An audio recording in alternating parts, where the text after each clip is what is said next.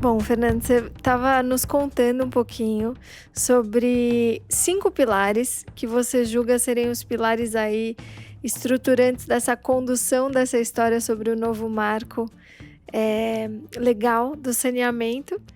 E você falou um pouco sobre a regionalização no capítulo anterior e nos deu a deixa para introduzir o assunto da regulação.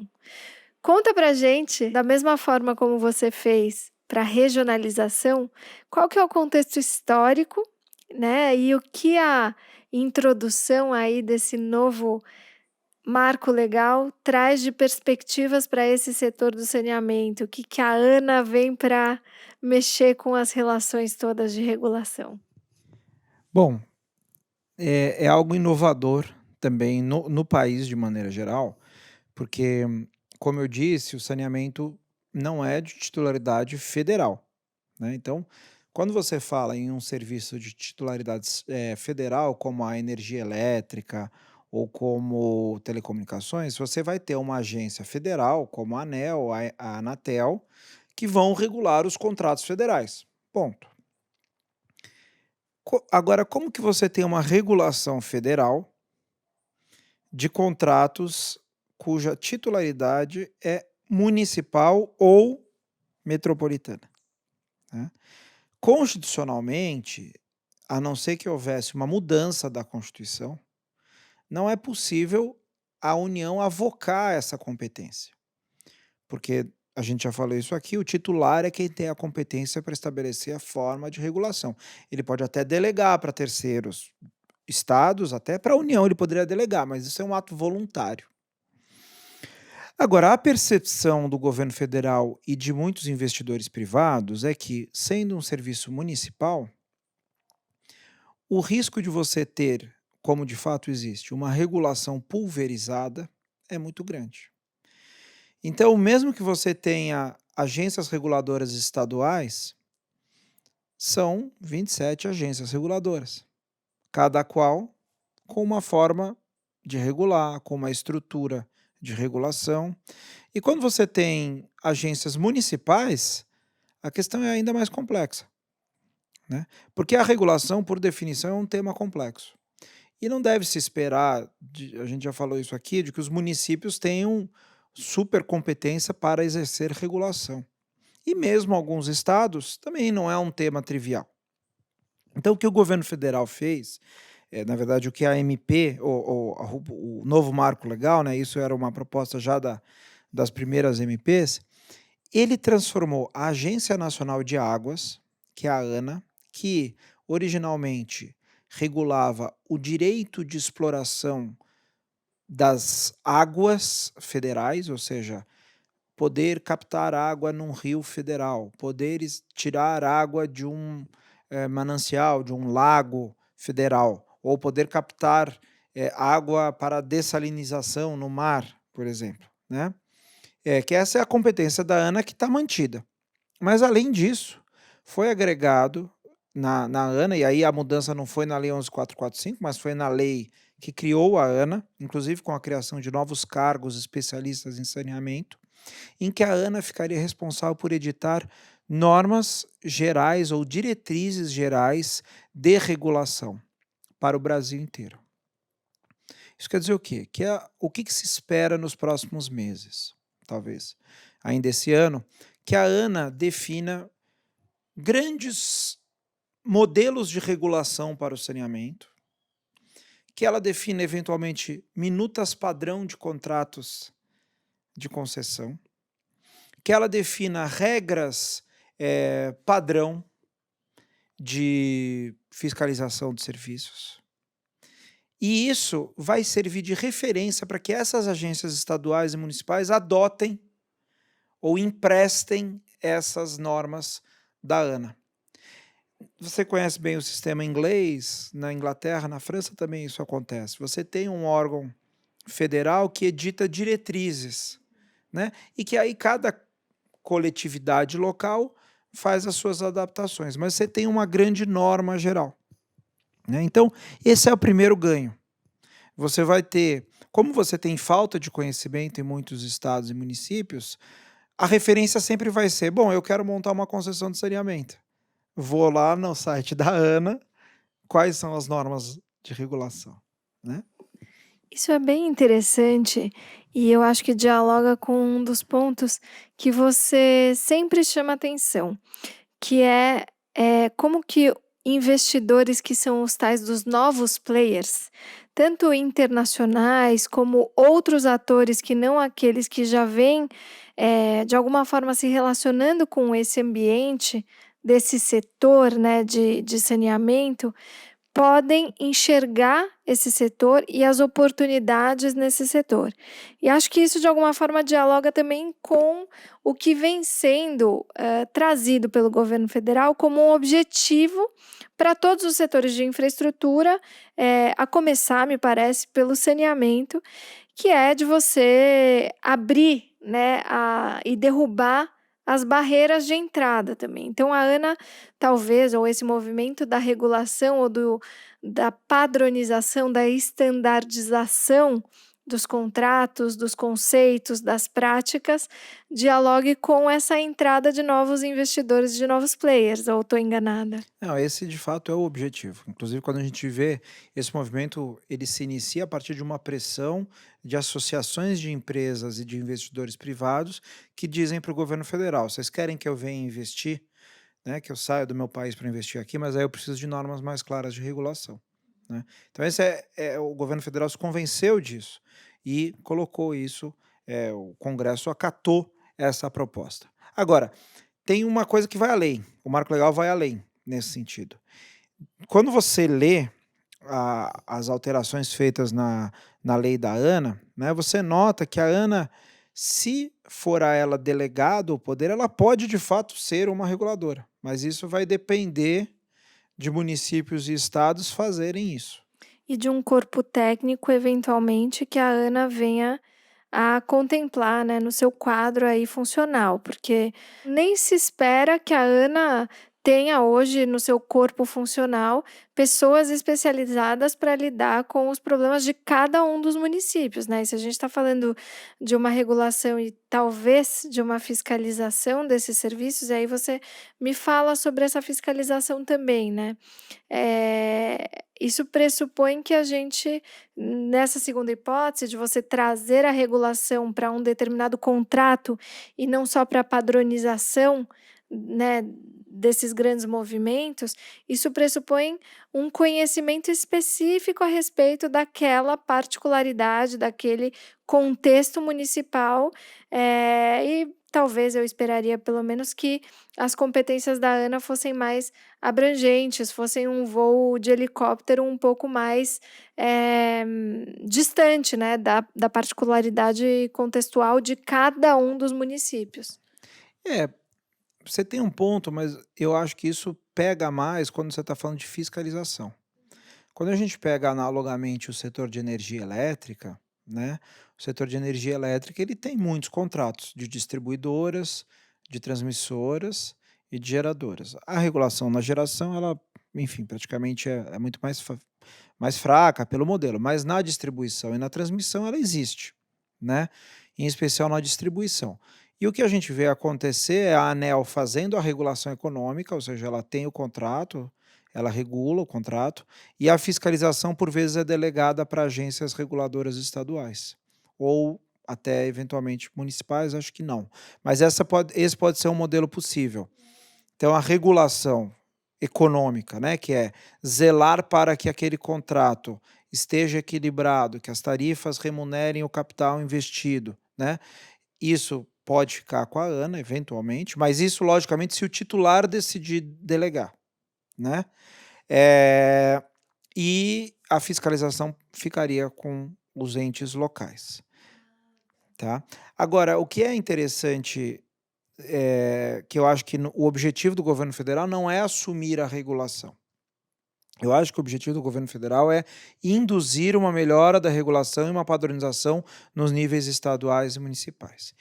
E como que o governo está pensando em fazer isso? De novo, com aquela estratégia dos recursos. Os estados e os municípios são livres para aderir, mas se não aderir? Se não aderirem, então, quer dizer, vamos imaginar uma seguinte situação. Um município que queira fazer um investimento em saneamento e queira pegar um empréstimo da Caixa, ou uma concessionária queira pegar um empréstimo da Caixa. É condição, é provável que seja condição, vai ser condição deste empréstimo, comprovar que aquele contrato que será financiado com dinheiro da Caixa, ele é regulado por uma agência, seja ela municipal, estadual ou intermunicipal, que siga as regras da ANA. Então o que a gente pode esperar na ANA é quase um papel de certificador De boas práticas. de boas práticas. Então, as agências, eu estou imaginando um movimento em que as agências, a ANA vai ser um grande centralizador em que as agências vão buscá-la para dizer, olha, eu estou calculando a minha TIR dessa forma, eu estou calculando o reajuste dessa forma, eu estou tal, base de ativos assim e tal. Legal, tá de acordo com as diretrizes? Porque é lógico, não dá para você fazer uma coisa, né? Você tem que ter alguma flexibilidade no modelo, não dá para fazer idêntico, isso vai ter adaptações. Mas eu estou imaginando que em algum momento a ANA vai ter que servir como esse certificador. Então, esse é um movimento novo. A ANA, quando você vê o número de cargos que estão sendo criados, é bastante para uma agência, ela tende a ser uma agência bastante robusta, né? Mas a gente vai ter que ver como vai ficar esse diálogo, né? Esse vai ser um diálogo desafiador de certificar agências e de atestar, ó, você está de acordo com as boas práticas, você não está.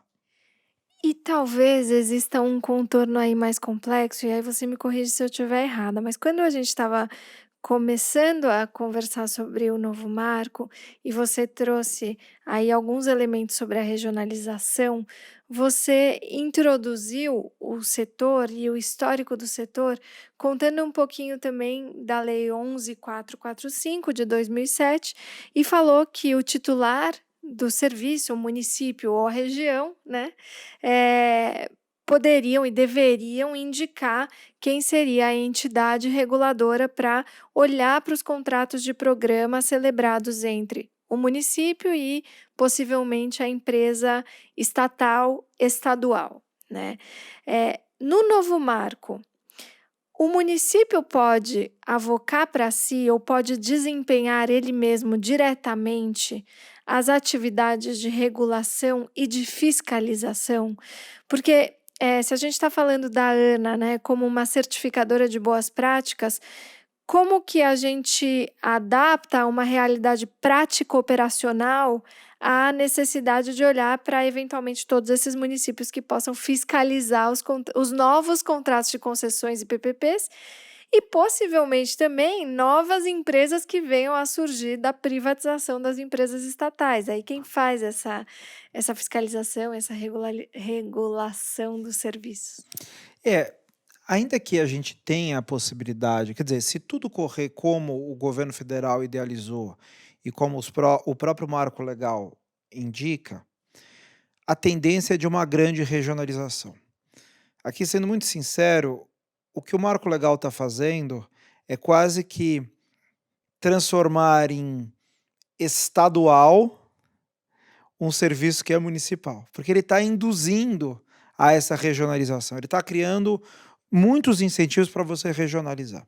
E que faz sentido em muitos Faz, momentos, né, faz sentido em muitos momentos, tá, mas, enfim, isso também depende de país para país, claro. né? Tem países que têm problema, por isso que a gente é uma federação, então tem particularidades às vezes que um determinado município, por questões políticas, não quer aderir. Isso é do Brasil, né?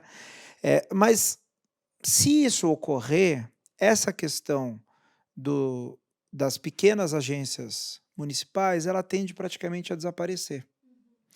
Porque se eu vou ter um bloco de referência ou um grupo de municípios de saneamento num estado ou uma região metropolitana, certamente eu não vou poder ter uma única agência municipal fazendo a regulação. Então, ou bem eu vou ter que pegar a agência estadual para fazer, ou eu vou ter que criar uma agência intermunicipal. Então, por si só, você já ganha escala e reduz o número de agências. Segundo o levantamento da ABAR, que é a Associação Brasileira de Agências Reguladoras em saneamento, se eu não me engano, entre 50 e 60 agências reguladoras no Brasil, né, de saneamento. Então, é bastante. Eu acho que o marco tenta diminuir isso, criando essa ideia de você regionalizar. E aí, uma coisa que já existe hoje vai ter concorrência entre a agência reguladora, né? Então, aqui em São Paulo, por exemplo, você tem uma concorrência entre a Arcesp, que é a agência reguladora do Estado de São Paulo, e a Ares PCJ. Quem que regula a Sabesp quando a Sabesp opera um determinado município? E eu acho que a ANA, de alguma forma, vai fazer esse filtro, porque ou bem as agências se estruturam, ou em dado momento ela fala, não, eu vou sair do jogo, né? Deixa a agência mais estruturada assumir, entendeu? Isso é bem interessante. E falando um pouco de regulação, talvez não seja esse o enfoque que você queria dar, mas eu sei que esse é um ambiente que permite também esse tipo de discussão. O saneamento, ele tem aí uma ligação muito forte com questões ambientais, né? E a regulação da ANA, você falou bastante aqui sobre a padronização de questões econômicas, de questões que são importantes para a atração de um financiamento, de um investimento privado ou público, mas que prioriza aí a eficiência, pelo que a gente vem ouvindo do governo federal. O que que muda para regulação ambiental, né, dos padrões ambientais que devem eventualmente ser cumpridos por pela dinâmica agora que se instala nesse setor, eh, e além de o que muda com relação à regulação ambiental, muda alguma coisa também com relação à fiscalização e a relação entre as autoridades ambientais e a ANA e as agências? Do ponto de vista do saneamento, você tem 3 grandes itens de regulação, vamos dizer assim, né. Você tem a regulação do recurso hídrico, que é o que a ANA tradicionalmente faz, que a gente já falou, ou seja, quanto de água eu posso tirar da natureza e quanto de água eu preciso devolver. E a ANA faz essa verificação também para o setor de energia elétrica, né. Então, quer dizer, às vezes se eu consumo água numa represa, eu também posso produzir água nessa represa, que a gente chama de uso múltiplo da água. Mas aí tem uma legislação própria, que a ANA já faz isso. E que os departamentos de água e energia de estados ou os órgãos ambientais de estados já fazem. Em São Paulo é o DAE, Sim, que né? dá as outorgas, Que né? dá as outorgas para tirar água de poço, para captar, tal. Então, o Sistema Nacional de Recursos Hídricos, ele está relativamente estruturado, tem comitês de bacia, etc. Eu particularmente acho que é um tema que precisa evoluir demais, as pessoas olham muito pouco para isso, ele precisa evoluir demais, né. Mas existe. O segundo tema é o que você falou, a regulação econômica, né, aquele contrato de concessão está equilibrado, não está, a tarifa está justa, está adequada, não está. E a terceira dimensão é ambiental, né. E aí na regulação ambiental, ela, via de regra, o saneamento responde aos mesmos órgãos que qualquer outro órgão qualquer outro projeto de infraestrutura, né. Eu tenho que, se tiver uma interface, por exemplo, federal, que no saneamento dificilmente tem, mas uma área, por exemplo, federal, então eu tenho que chamar o IBAMA, né. Mais na parte de resíduos sólidos, eventualmente em APPs, coisas assim. Agora, o licenciamento da infraestrutura de saneamento é feita, via de regra, pelos órgãos estaduais locais, a CETESB em São Paulo, INEMA na Bahia, enfim, e cada um, né. E aí, eu particularmente, a gente que milita no setor de saneamento, a questão ambiental, apesar do saneamento ser fundamental para a questão ambiental, você não costuma enfrentar tanto problema de, por exemplo, licenciamento ambiental para plantas de saneamento, porque é uma coisa que primeiro é complementar, né, é importante.